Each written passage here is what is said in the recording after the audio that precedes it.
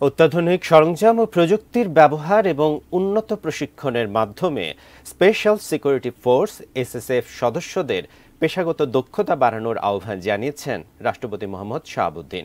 রাজধানী বঙ্গবন্ধু আন্তর্জাতিক সম্মেলন কেন্দ্রে শুক্রবার এসএসএফের ৩৮তম প্রতিষ্ঠাবার্ষিকী উদযাপন অনুষ্ঠান ও নৈশভোজের আগে এক সংক্ষিপ্ত ভাষণে রাষ্ট্রপতি আহ্বান জানান।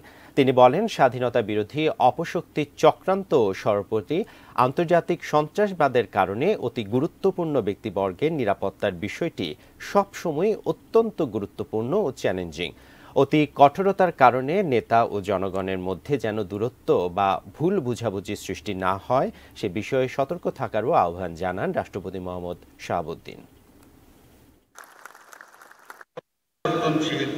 নিরাপত্তা পরিস্থিতি, চ্যালেঞ্জ ও প্রতিবন্ধকতা মোকাবেলায় এসএসএফ সদস্যগণকে সর্বদা উন্নত মনোবল, ওস্তাদির আনুগত্য ও পেশাদারিত্বের সর্বোত্তম প্রয়াস ঘটাতে হবে।